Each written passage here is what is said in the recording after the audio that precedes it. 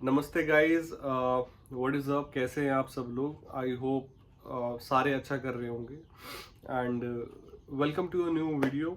और आज इस वीडियो में काफ़ी इंटरेस्टिंग बातें हम करने वाले हैं।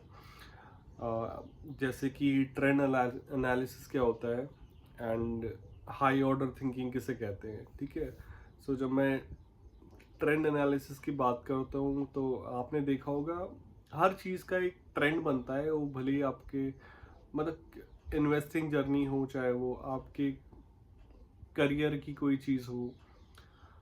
फॉर एग्जांपल आपकी लाइफ में बहुत सारी चीज़ें आपने होते हुए देखी होंगी जिनका एक एक पॉइंट था जहाँ से वो ट्रेंड स्टार्ट हुआ था and you are noticing, you are observing, you are continuously watching that thing to happen.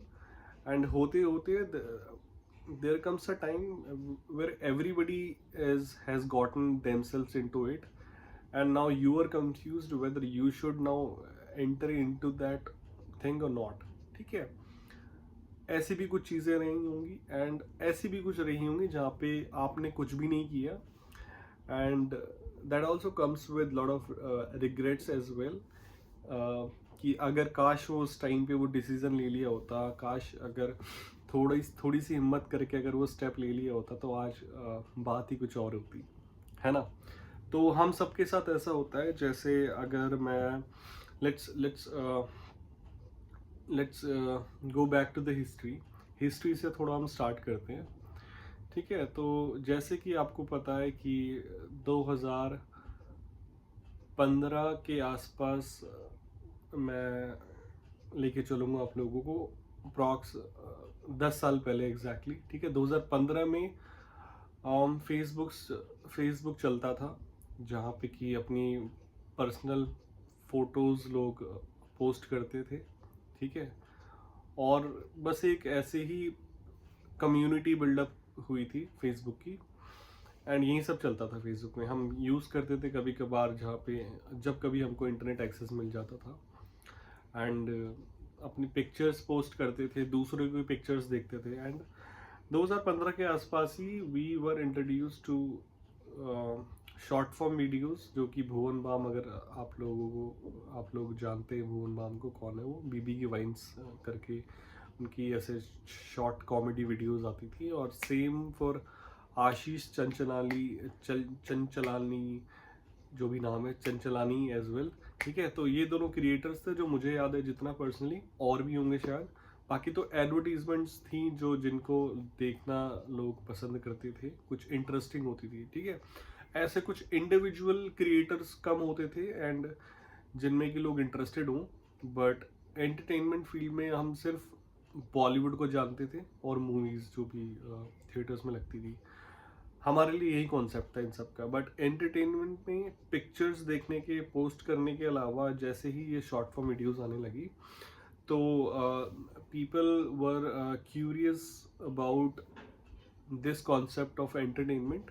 ठीक है, उसके बाद 2016 में जियो आ जाता है मार्केट में, इंडिया में जियो लॉन्च हो जाता है, जिसने कि दिया पूरी पॉपुलेशन को फ्री डेटा। ठीक है, जैसे ही फ्री डेटा आया लोग पागल हो गए, लोग जानवर बन गए।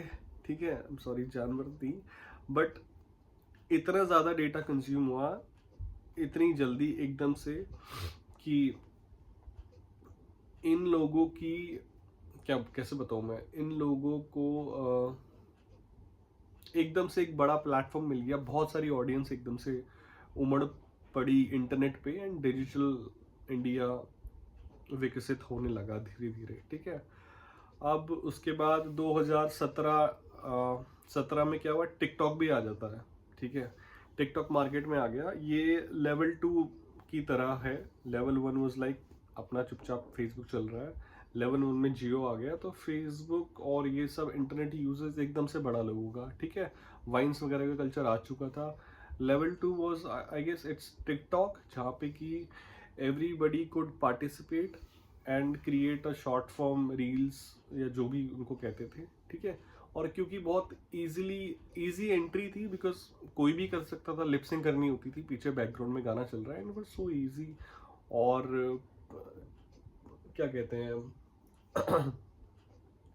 लोगों को पर्सनली हम उनको एक कैसे बताऊं, एक्सपोजर जो था काफ़ी ज़्यादा था, काफ़ी अलग अलग जो भी क्रिएटर्स थे, तो उनका एक्सेस मिल रहा था फाइनली लोगों को, and anybody could have that access, ठीक है। तो एंटरटेनमेंट में ये एक लेवल 2 में मानता हूँ। उसके बाद ये बहुत ही बूम किया 2017-18 में, 18-19 तक काफ़ी अच्छा चला है टिकटॉक का मार्केट। एंड देन क्या हुआ कि 2020 में इंडिया में टिकटॉक बैन हो गया। अब टिकटॉक बैन हो गया तो इंस्टाग्राम जो है, इंस्टाग्राम ने वहाँ पे बहुत ही स्मार्टली इंस्टाग्राम रील्स स्टार्ट कर दिया, ठीक है। एंड इनफैक्ट अगर आप एक चीज़ आपको अगर पता नहीं होगी, इंस्टाग्राम रील्स का कॉन्सेप्ट जो है, ये प्रोडक्ट सबसे पहले इंडिया में आया देन यूएस में आया। आई जनरली होता क्या है कि ये जो बाहर की सारी कंपनीज है, सबसे पहले अपने प्रोडक्ट्स, इंस्टाग्राम भी बाहर यूएस में लॉन्च हुआ था पहले, ठीक है, एंड उसके बाद इंडिया में आया बाद में। बट इतनी बड़ी ऑडियंस का जो एकदम से टिकटॉक के बैन होने के बाद तो जो गैप क्रिएट हो गया था, उस चीज़ को फिल करने के लिए इंस्टाग्राम ने पहले इंस्टाग्राम रील्स को इंडिया में ही लॉन्च कर दिया। एंड टिकटॉक के बैन होने के जस्ट 9 दिन बाद ही, ठीक है। तो आप सोच सकते हो बहुत अच्छी अपॉर्चुनिटी सीज की है इंस्टाग्राम ने। एंड फिर क्या होता है कि 2020 में जब सब कुछ बंद हो गया, लोग अपने घरों में आ गए, एंड लोगों के पास इंटरनेट था फ्री का ठीक है, तो लोगों ने खूब ज़्यादा कंज्यूम किया। अब क्योंकि टिकटॉक बंद हो गया था, तो जो टिकटॉक के इतने मिलियंस लाखों क्रिएटर्स थे, आधे इंस्टाग्राम रील्स में चले गए और आधे यूट्यूब स्पेस में आ गए। तो यूट्यूब का कंजम्पशन भी बहुत ज़्यादा बढ़ा, ठीक है। अब यूट्यूब का कंजम्पशन बढ़ा तो कंजम्पशन बढ़ा, लेकिन क्या कहते हैं, कंटेंट क्रिएट ज़्यादा नहीं हो पा रहा है, लोग घूम फिर नहीं पा रहे हैं, इधर उधर जा नहीं पा रहे हैं। तो डेली व्लॉगिंग का कॉन्सेप्ट स्टार्ट हो गया, ठीक है। और इसमें भी ये भी एक ट्रेंड चला है, अगर आप नोटिस करें 2020 से पीपल वर्क, क्योंकि अपनी लाइफ तो बोरिंग है, कुछ हो ही नहीं रहा, दूसरे की लाइफ में जो हमसे ज़्यादा कुछ कर पा रहा है अपनी डेली लाइफ में ड्यूरिंग दैट कोविड पीरियड, तो उसकी लाइफ देखने में मज़ा आ रहा है लोगों को। मैंने खुद बीन वॉच करे हैं काफ़ी सारे क्रिएटर्स को, ठीक है। गौरव तनेजा के व्लॉग्स में, फ्लाइंग बीस्ट के व्लॉग्स काफ़ी देखता था, और ये रणवीर अलाबादिया और ऐसे एक आध और है, ठीक है। तो एंड क्योंकि यहाँ पे हम ट्रेंड की बात कर रहे हैं, तो मार्केट क्रैश हुई थी जहाँ तक आपको पता हो। एंड मार्केट क्रैश तो हुई थी, but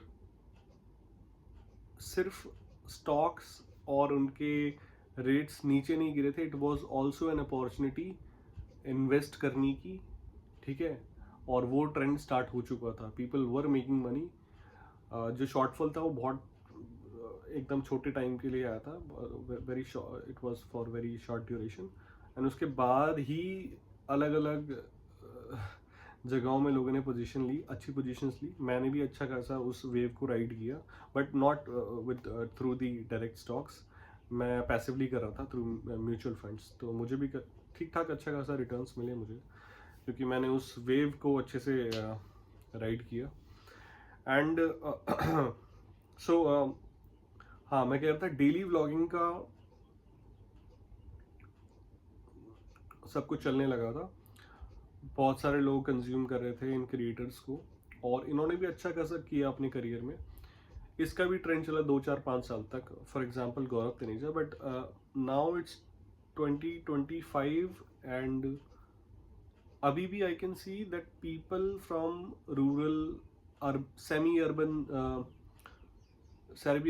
urban areas are entering into ये यूट्यूब स्पेस में, और डेली व्लॉगिंग कर रहे हैं, राइट। इसको भी मैं बहुत अच्छी जगह कनेक्ट करने वाला हूँ, ठीक है। तो अभी सुनते रहना इसे। तो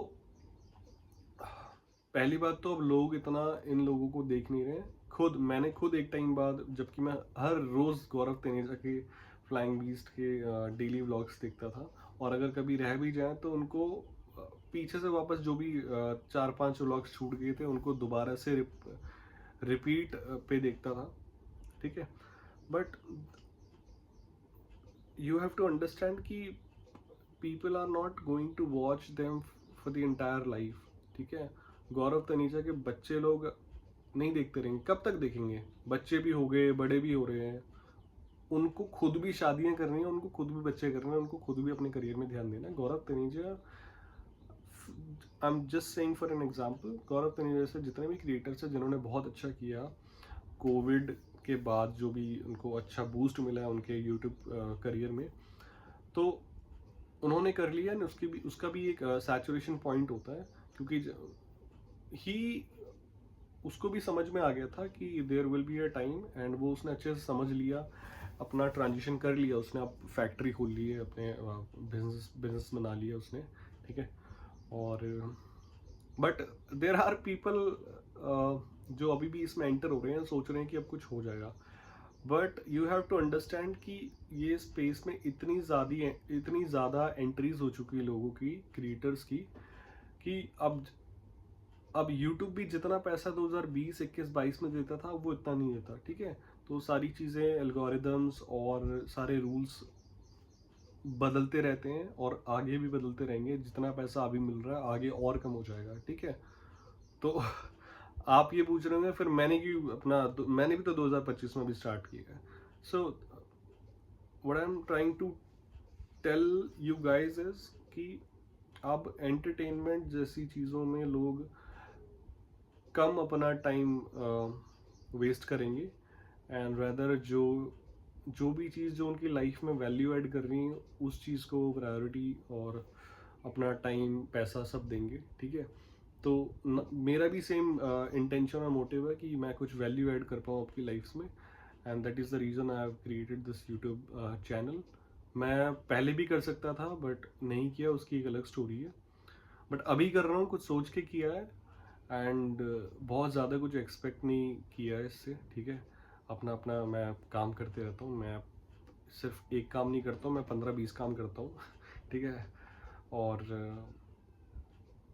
आगे आने वाले टाइम पे यही चलने वाला है, गिग इकोनॉमी चलेगी। अब मैं आपको बताता हूँ, रुक जाओ, थोड़ा जल्दी हम चलेंगे आगे।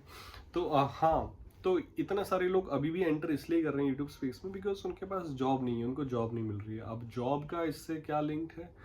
जॉब का बहुत ही इंपॉर्टेंट इससे लिंक ये है क्योंकि जॉब्स उतनी ज़्यादा मार्केट में आ नहीं रही है, बट कैंडिडेट्स बहुत ज़्यादा हैं जो कि अनएम्प्लॉयड है, ठीक है। क्योंकि आप डेटा देखिए, अगर आप डेटा देखेंगे तो एवरी ईयर 2021-22 से लेके 20 लाख, 25 लाख, और अभी रिसेंटली लास्ट 2 ईयर्स में 55 लाख स्टूडेंट्स जो ग्रेजुएट होके they are entering into the job market. अब आप ये चीज़ रियलाइज़ करो कि इनमें से कितने लोगों की जॉब लग रही है एक्चुअल में, ठीक है। एंड वो कंपाउंड होते जा रहा है हर साल। जितने लोग they are left with no jobs, unemployed, उनकी मजबूरी है ऐसे कुछ यूट्यूब या और कुछ चीज़ें करना, ठीक है।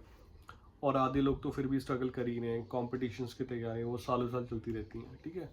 तो दैट इज़ द रीज़न कि अनएम्प्लॉयमेंट इतना बढ़े जा रहा है, क्योंकि पॉपुलेशन भी बढ़ रही है। एंड अगर आप अभी किसी टीयर 1-2 सिटीज़ में अगर आप जॉब करते हैं अभी, तो आपको ये देखना आप कितने टाइम पहले से जॉब कर रहे हैं। अगर अभी आप जॉब ढूंढने जाएंगे जॉब मार्केट में, there are jobs available, but वो इतने ज़्यादा उसके कैंडिडेट्स हैं कि it's very hard.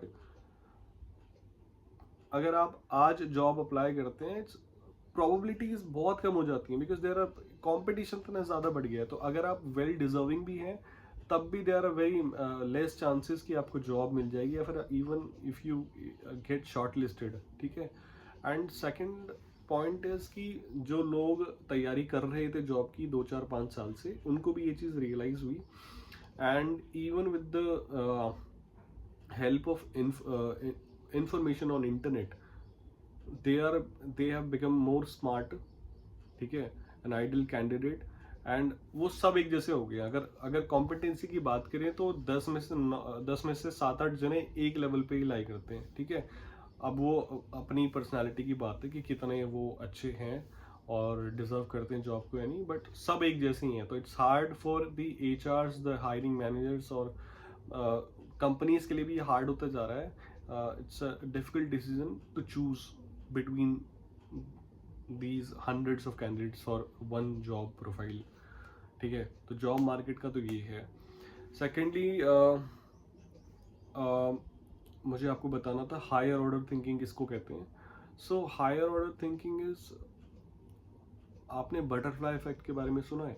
So butterfly effect का कॉन्सेप्ट है कि ये एक एजम्पशन की तरह है, जिसको ऐसे देखा जाता है कि फॉर एग्जांपल कि एक अगर बटरफ्लाई कहीं पे अपने विंग्स ऐसे फ्लाई करती है तो उसके जो फोर्स है उससे कहीं पे सुनामी आ सकती है, ठीक है, because everything is connected with each other and everything gets impacted with something. तो हर चीज़ का इम्पैक्ट किसी ना किसी चीज़ पे होता है और वो ऐसे पाइल्ड अप होके कंपाउंड होके कि एक बड़ा इफेक्ट या इम्पैक्ट आ सकता है किसी भी चीज़ पे। सो हायर ऑर्डर थिंकिंग की जब मैं बात करता हूँ, एक फर्स्ट ऑर्डर थिंकिंग तो ये होती है कि किसी चीज़ का डायरेक्टली किसी चीज़ पे इम्पैक्ट होना, राइट।